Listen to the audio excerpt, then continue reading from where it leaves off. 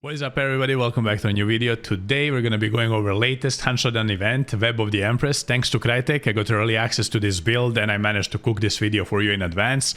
And I'm going to go over some of the main features of it, some things that interest me the most and I feel like will be interesting to you guys. So I'm not going to bore you with like all fine details about it.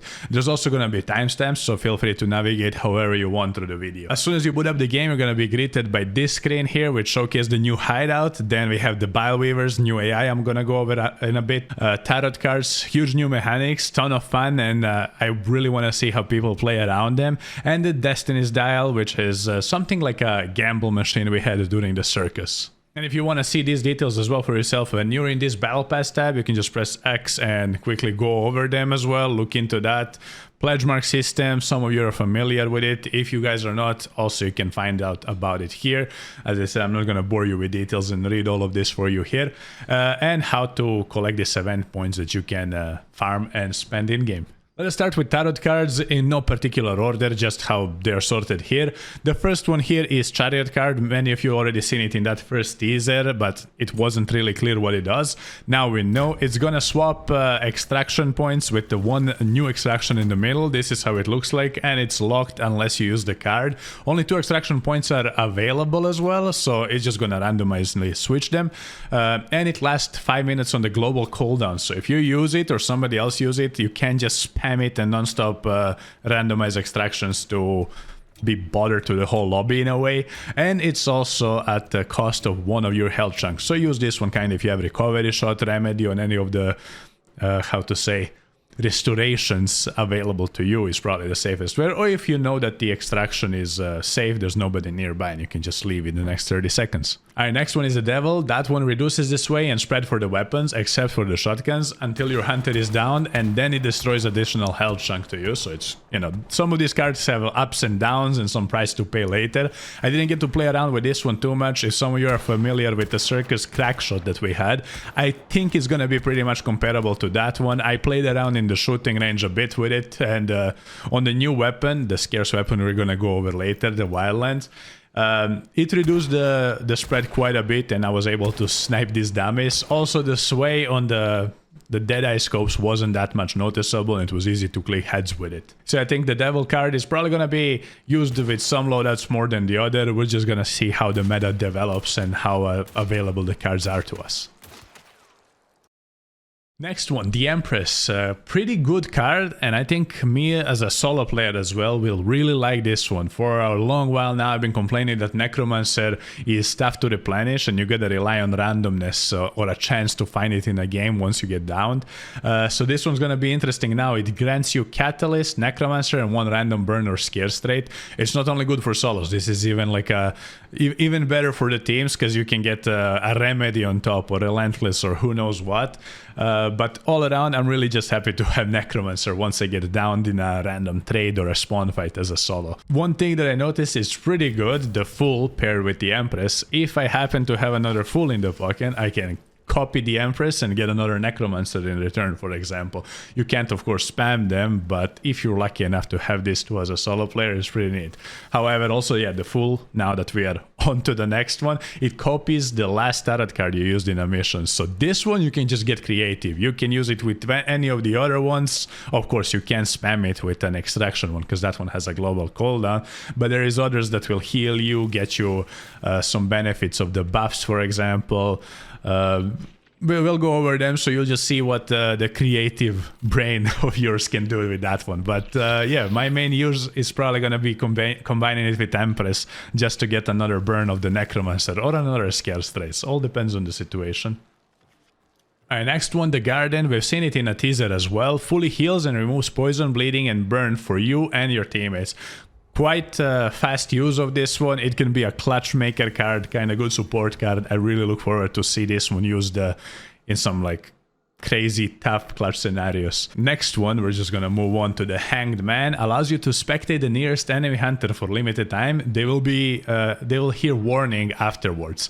So I don't know exactly how the warning part is, but here is me in a match with bots where I got to spectate their POV. It's kind of like a beetle vision. You get to see where they're sitting, and if you have a good map knowledge, you can call it out very precisely to your teammates, or if you're a solo, you can just get a nice drop on them or a surprise right afterwards.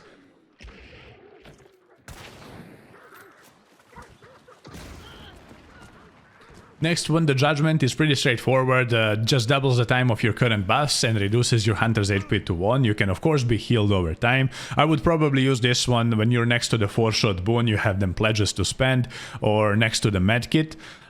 Pretty neat as well to stack with some stamina shots. All around a nice card. I think it's gonna be quite available. I don't know if they all have the same rarities, but if they do, this one is probably gonna be more available than Empress, but I wouldn't be surprised if they all have the RNG to it too. Next one is the Magician. I also didn't get to see how it looks like on the enemies point of view, but what it does, places a dark side decoy at your location and causes heavy bleeding on use. So you're gonna like bleed yourself and leave this decoy here lingering around, and that's gonna show to the enemies in their instincts or a dark side boost exactly like there's a hunter in their camping, so you can get creative and do some nice flanking while the enemy bounty is freaking out. Alright, next one is the Moon card, also pretty straightforward, grants 2 seconds of dark side boost, pretty neat for info, for proactive players, lets you rolling the lobbies with the confidence. If you're a solo and have a magpie, you will get 4 seconds of dark side boost, which is also neat. Like, I love the dark side boost and I really love Corpse here in the previous events.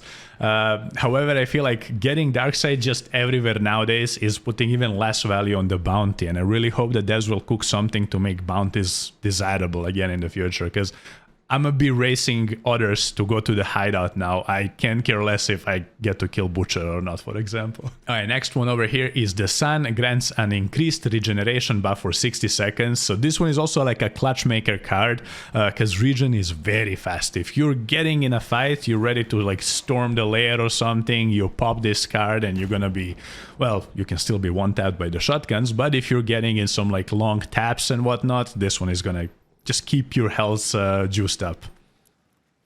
Next card is the Tower. I think the main use of this one is going to be just to clean the hideout of all the pests, because what it does, it kills all AI or damages targets, which are the bosses or the bosses in the wild, like wild targets, in 65 meters, and in return your hunter catches on fire. So as I said, like a quick cleanup or just finish off the boss if the others are pushing you in that moment.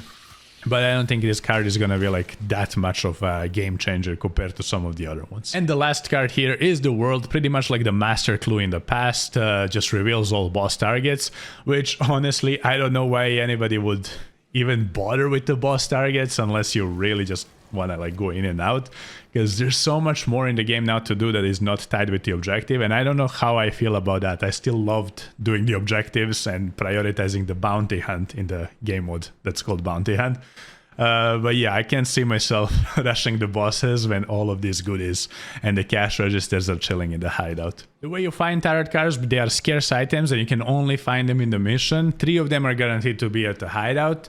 They have a chance as well to spawn where there's a web-covered areas like the watchtowers. Collecting the Dark Tribute will also award you the tarot cards, which is pretty neat too, to encourage people to just engage with the game more. And another fun mechanic, looting tarot cards from the dead hunters. If you down somebody, you can steal their cards if you have your consumable slots open. So use them cards, don't be hoarding them. It's gonna be a fun thing to just like down somebody, steal their cards, use them against them in a gunfight. I of course didn't get to showcase that because I mostly fought bots and they were not that efficient about looting the tarot cards. After the new toys that you get to play with is the Homestead 78, which is it's a shotgun that only spawns in the game, in the lair as well. There you get to spend 3 pledge marks and you get to find it. This one I found had slugs with it already, so I guess you get to find them with custom ammo or with normal ammo depending on your luck. That's another change to the game now.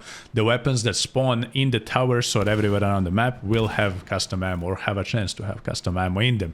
Pretty generous stats to this one as well. Nice one tap or double tap damage or the distance, and I think I'm gonna be enjoying this one quite a lot because I've been running a ton of Slate lately. This one's gonna be an interesting one now to pair with my other loadouts. And the other toy we get to play with is the Wildland. I only got to use it so far in the shooting range because I didn't have my luck with it, but it's kind of like a Centenial with a swift reloader. Pretty nice fire rate, you can also lever it, and it has a nice 2-tap damage to it. Pretty all around a good rifle, I think a good addition to the arsenal. However, I'm definitely leaning more towards the Homestead. We shall see though, I don't want to speak too early and then eat my words. New weapons are always welcomed and fun to play with. We didn't have, I think, valuable additions to the game since forever. I don't remember, like Mosin Sharpeye and stuff. I don't really feel like a real deal. And the Carbine Silencer back during the first part of the CHARIOT event. Another new toy we get to play around with are the powder kegs, or the small red barrels. You get to find them randomly in the world only, so you can't buy them and bring them with you. And they act pretty much as the small red barrels. You shoot them, they have a small, shorter fuse to them, then they explode in the radius around them. You can also use lamps to detonate them. You get creative as much as you like with them. And as I said, this is a change to the game that might be for better or for worse, yet to see. They don't act as traps, so you don't see these kegs in the vigilant range, so people might get sneaky and place them in some nice corners, tidy corners, and ambush you with them. You also, if you have fire ammo, you get to detonate them right away, and if there is a choke bomb, they won't explode. Now, all these new toys and the goodies can be found only in-game because most of them are scarce, and many of them are in the Bileweavers nest. They are the new AI. There is a ton of them. It's kind of new hideout type of spot. And Bileweavers themselves, they are like one by one, not that scary, but in a PvP fight, when there's also a ton of them because they just crawl around the place, they can overwhelm you quickly. So I recommend you just taking care of them efficiently. Meleeing gets the job done because they're very squishy, which means like they're low HP. Shooting them can be tricky because the way they move and fly around. But yeah, if you're efficient about them, take care of the eggs, shoot them, burn them, however you prefer, because they are not the most pleasant ones to fight, but surely they're a ton of fun. They do not only spawn at the main nest of theirs, they also spawn at random locations throughout the map, especially the watchtowers that have some loot already kind of guaranteed to them. When you are in their nests or around their eggs, you might find these hunters that you get to loot, like the previous hunters that didn't get the best fate out of them. They drop you money if you're full on the consumables, or just resupply your consumables if you have pack muley tax, almost the same like you're looting enemy hunters. Probably also with the vulture you get a good portion of money back. I didn't get to loot any tarot cards off of these corpses, so I'm not sure if there is a chance for them. We will see once the event is out and we play even more. Now, once you clear the nest of the spiders, the hunters, 6 stars that are crouching around, you get rewarded with exclusive scarce weapons that we mentioned earlier. 3 tarot cards are also guaranteed, so if you're solo, more for you. If you're with teammates, decide who gets what. Destiny's Dial is the machine that is kind of like the previous circus event gamble machine that we had. It gives you a random trait, buff, and more, what it says, so it's probably gonna be some money, maybe a luck with that shit. We shall see as the event goes on.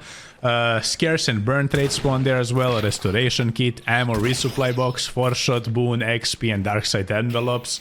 So it's very much worth it to go here. As I said a couple of times throughout the video, I really don't see the reason to go for the bosses, where you get so much more going for the nest here. So I'll probably be rushing this place. As chaotic as it is very rewarding to get in there first and just get your hands on all of these goodies.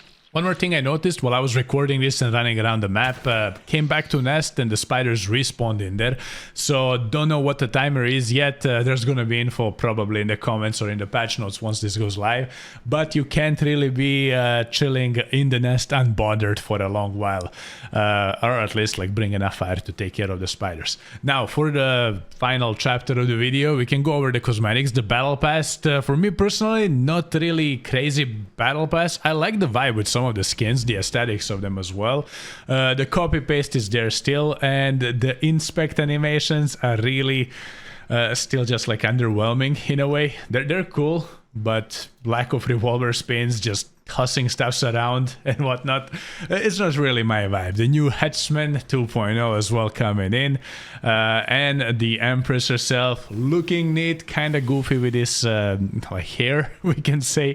But as I said, like, hey, the cosmetics are just like that, you know. Everybody have different tastes, and some people vibe with them more, some less.